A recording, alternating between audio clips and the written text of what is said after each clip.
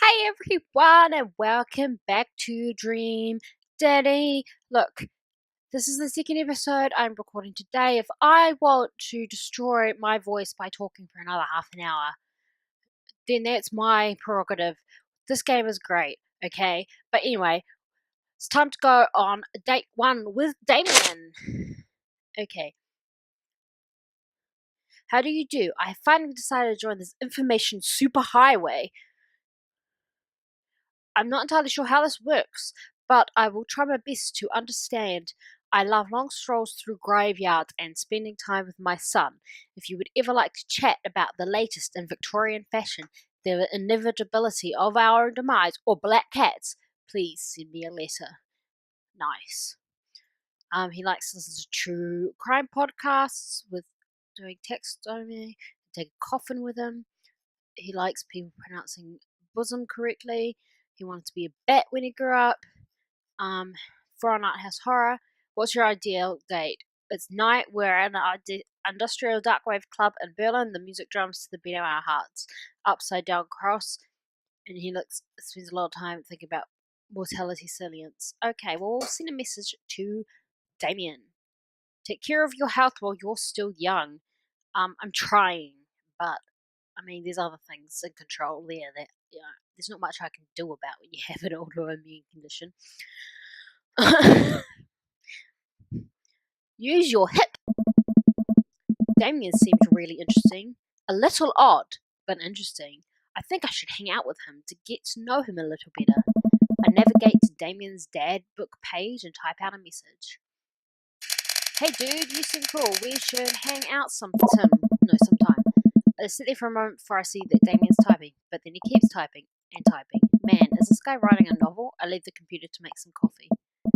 And he's still typing. Jeez, I sip my coffee and the computer finally dings.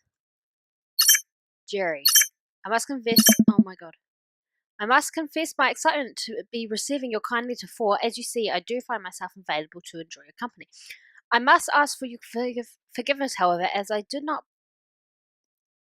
believe our first meeting did not paint me in as gentlemanly a manner as I would have liked. Oh, whoa, there's more. I would be highly flattered to enjoy your companionship at my residence for an afternoon tea and a stroll around my garden, should it please you. Till then, adieu. Yours humbled, D. Bloodmarch. I stare at the screen and reread the letter several more times. Hey, Amanda! Can you help me with something? Aww. Dad, for the last time, I'm not popping your back pimples. Ooh. No. Can you interpret this for me? Eh? I turn the computer to Amanda and she squints at Damien's message. I just don't understand NetSpeak. Like, is this how you kids... No, that's not NetSpeak. Is this how you kids communicate with each other now? Oh, totally. This is the hot new thing. See, Dad, kids got over saying lol and LMAO or whatever and decided that one thing they needed to do was bring it back to the 1800s. So what do I do? Where's your pen and quill? What? Did you forget to unpack the pen and quill? Dad, how will we address the nobleman in regards to your upcoming debutante ball? Okay, now I know you're messing with me. Father, without a proper chaperone, you'll never end up with a suitor worthy of our land. Or our dowry. Or... So you reprimed Prejudice for school one time and now you're reciting things you know about back to me, aren't you? Huh.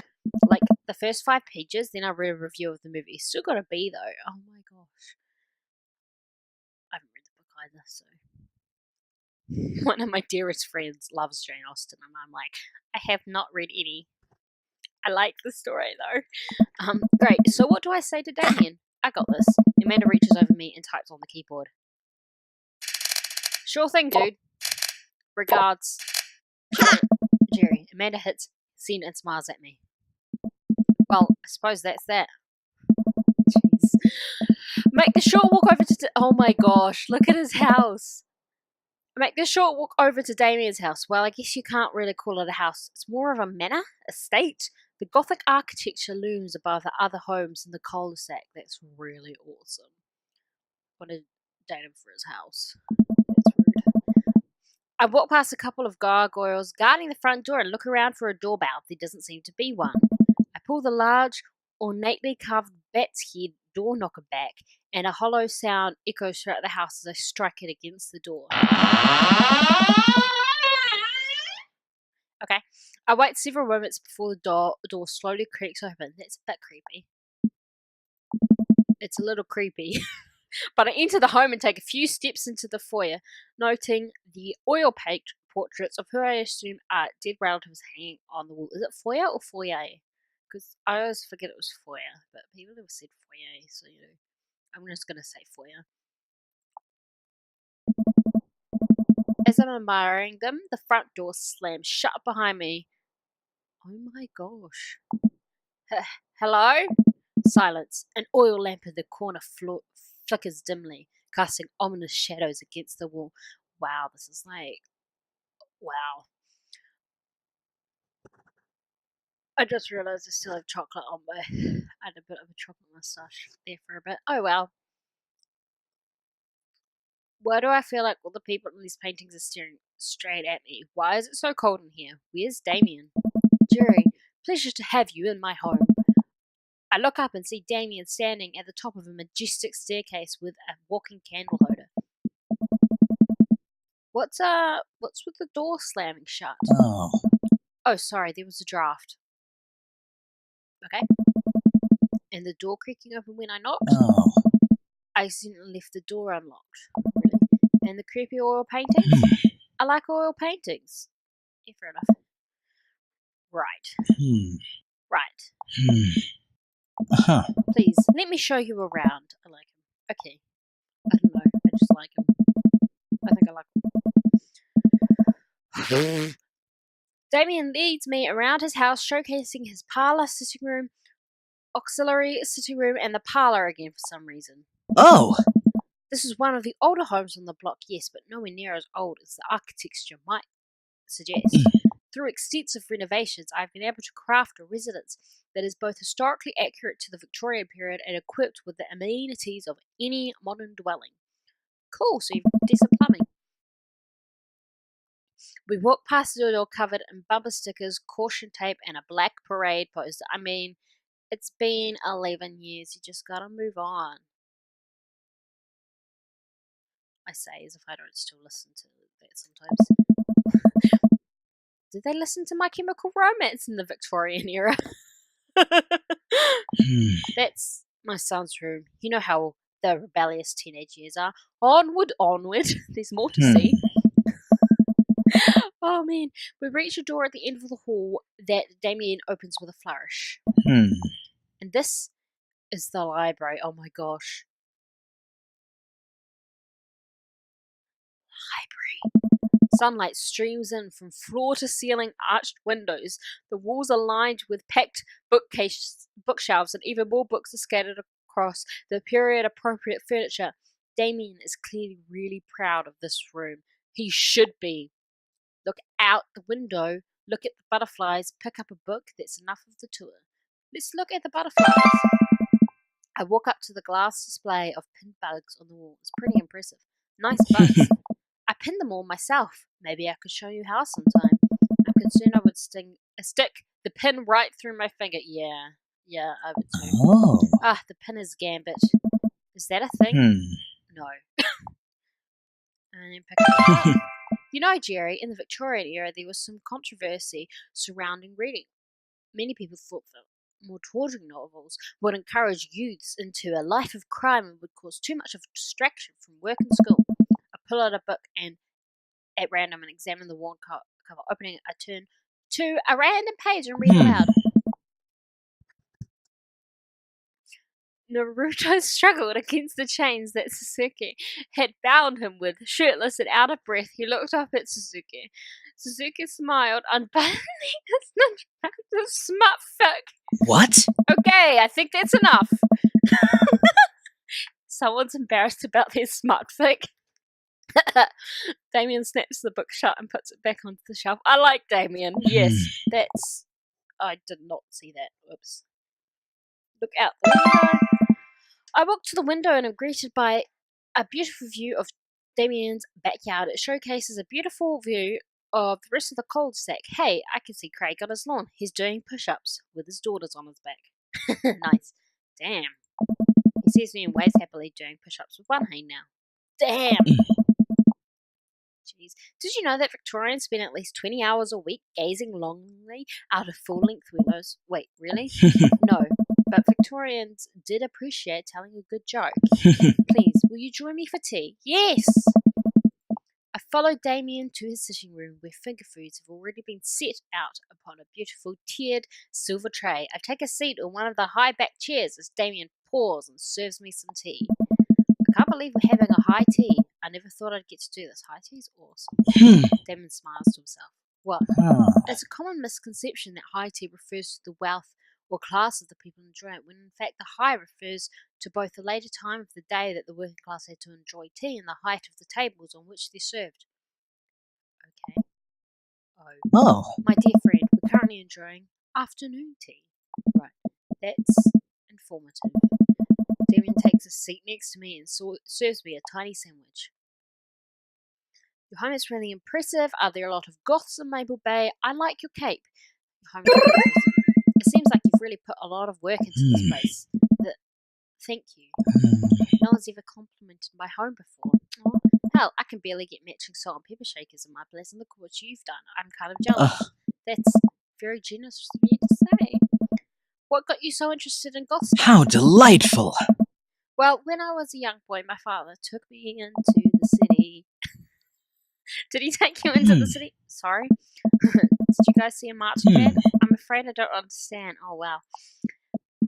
You're serious? Of course. But it's, the song. Amanda made me listen to it. Seriously? I'd love to see a marching band. Oh my gosh. Nevertheless, I've always had a love for art, history, and fashion. What started off as a small hobby of collecting taxidermied animals grew into a sort of obsession. It's a privilege to be able to appreciate the lives and culture of those who came before us, I think. Why not go all the way? Like not dying when I get a cold, he takes a sip of tea. I can acknowledge that there were many very terrible things about the Victorian era, and to try to live a life that strictly aligns with those ideals would be admittedly hard. Yes, history nerd who also knows, like not history nerd, but like someone who appreciates history but also appreciates that it wasn't all good. That's great. Yes. But I think it takes a critical mind to truly appreciate something to the fullest, to be cognizant of its flaws and love it all the same. I've never seen that word before in my life. Tell me, Jerry, do you have any hobbies? Oh man, I do, but I don't know if I care about anything the way you care about this. Well, I'd love to hear about your interests. Hearing someone talk about the things about they're passionate about is intriguing, quite honestly rather attractive. Oh, really? Please, do tell me about your hobbies. Quick, sounds sophisticated. I like watching soap making videos on the internet. Love me some word jumbles. I learned how to juggle once. Let's go some word jumbles. The Russian word fascinates me. We spend so much time using words, and I think people would appreciate them more if they had to unjumble them. It's poetic, really. Oh, so you're a writer? No, in a sense. We finish our tea and languages. Come, I have one more thing to show you. Oh, wow! Okay. Just appreciating the art. Damien takes me around the back of his home where a variety of flowers flourish in beautifully landscaped rows. A small stone path weaves through it and butterflies flit lazily through the air. That would be so cool to have! My garden! Oh my gosh, that's amazing! It's beautiful. Thank you. Yeah. Victorians took flowers and floral arrangements very seriously. You see, it was considered uncouth to discuss personal and romantic relationships in public, so lovers and friends alike would use bouquets to send different secret messages to each other. Each flower and plant is symbolic of different feelings. Even more interesting is that one flower could mean different things depending on the other plants it was paired with. One had to be extremely careful, as even the style in which the ribbon was tied around the bouquet affected the message. Wow. Damien leans down and plucks a gorgeous bright orange flower off the vine. Lilium bulbiferum, the orange lily. What do you think this one means? My loins are ablaze. Thou art the Titus. 3 cheers for sweet revenge. Yeah, make another My Chemical Romance reference. It will be great. Hmm. The Oh. orange lily is actually symbolic of pure hatred. Well, Hmm. and that's precisely why floral arrangement is so challenging. What's your favourite type of flower? Snapdragons, honeysuckle, sunflowers. Snapdragons. That's a very Potter sequel. Flashbacks. Not flashbacks, but honeysuckle. Sunflowers are nice. They remind me of sunshine, and then you can eat the seeds. It's a delicious snack. What a practical choice. My stomach grumbles. Oh man, now I want sunflower seeds. Really? I'll have to remember that when I put together a bouquet for you. He would put together a bouquet for me. Nobody's given me a bouquet before. Oh, followed Damien down the footpath and admire more of his beautiful flowers. He'll make a bouquet for me. That's it. We're dating him. No, I have to do this practically. Suddenly, a phone rings. Hmm. Oh, Jerry, will you excuse me? I must take this. He pulls a cell phone out of his pocket. I'm a little surprised it's not a rotary phone. I mean, go for it. Oh. Damien smiles and walks back to the house to take a deep breath and enjoy the heavily perfumed air. What a lovely yard. I know, right? This makes me wish I had put a little more effort into that garden of mandarin I tried to start one time. Our watermelons grew to the size of cherry tomatoes and then immediately died again. Oh, hey, a gargoyle. Oh no, I knocked over the gargoyle. Oh no, what did you do? Fix that garg. Okay.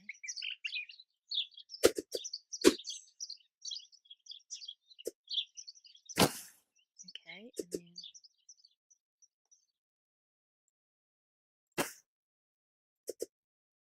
Goal. Don't smoke. Yeah. Good advice. Whew, that was a close one. Uh-oh, here comes Damien. He looks upset.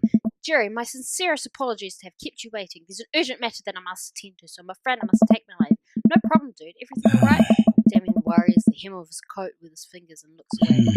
Everything is perfectly fine, but it's Lucian. Oh no. What's wrong? He appears to have, well, his teacher needs me to come to the school post-haste. Do you need help?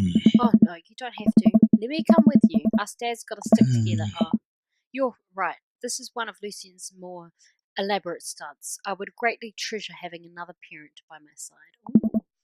Let's go. Oh. Oh, look, there's Hugo.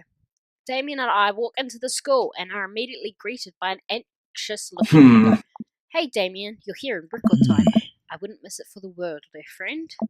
Wow, whatever it is, it doesn't seem like this is Hugo and Damien's first time to the My Kids Are in Trouble rodeo. I mean, have you met their kids? It really isn't. What is it this time? Oh. This, Damien, you have to see to believe. Oh no.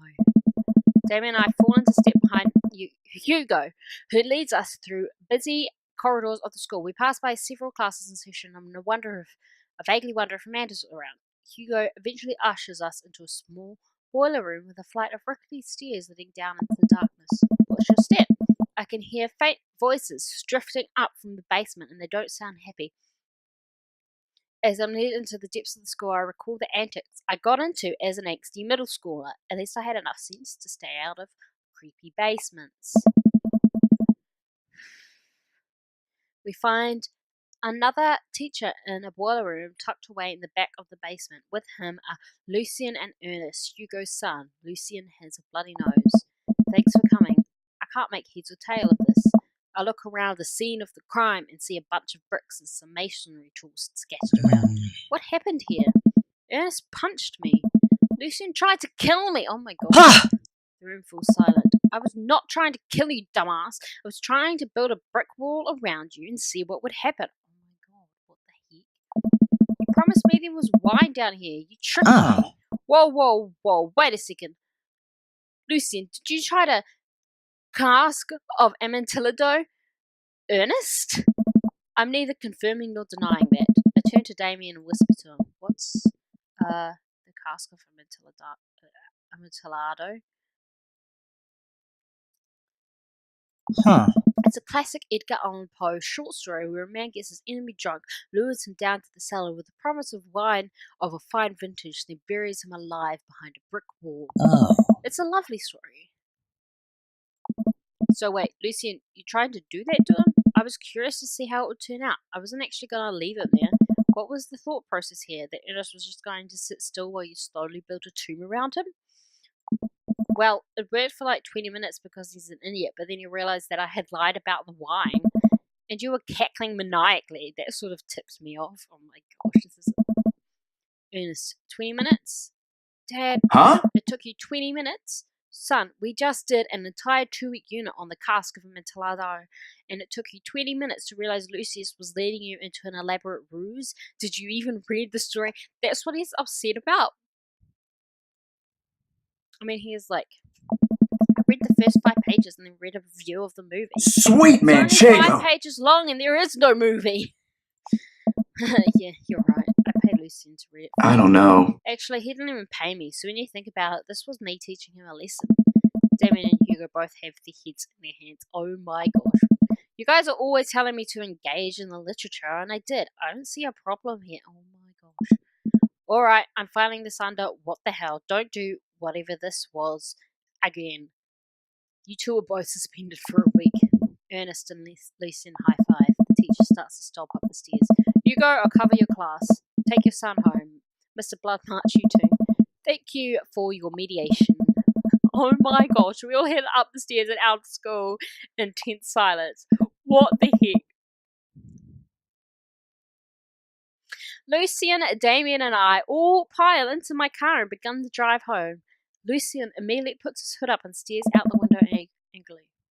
I'm not going to therapy again. I know, son. It's entirely up to you whether or not you want to go.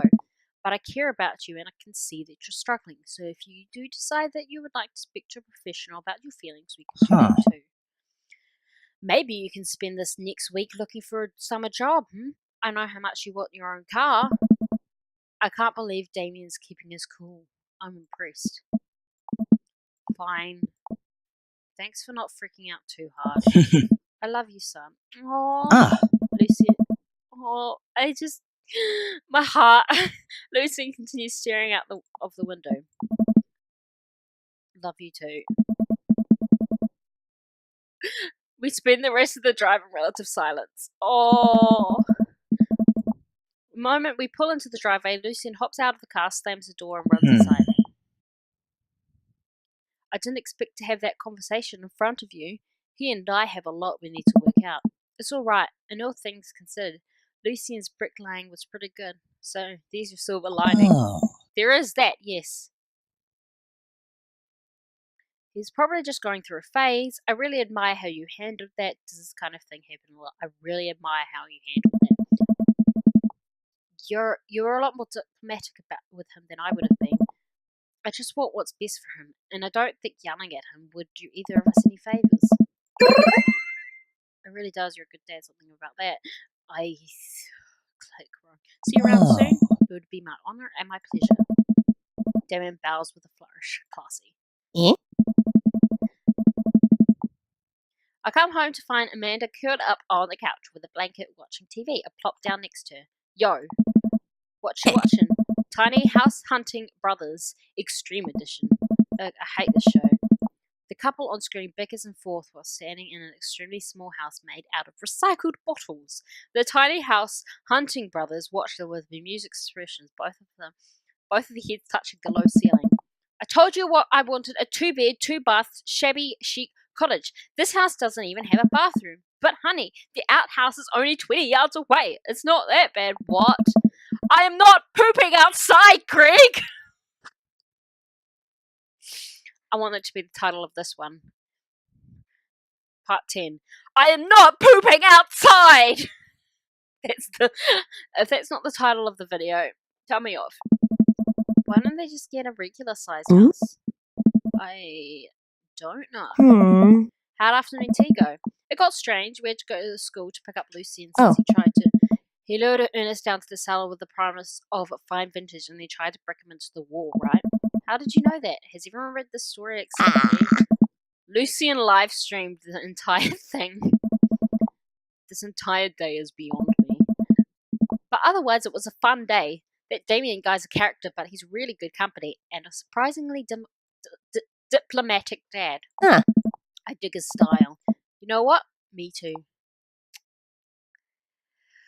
let's see how we went with our date then.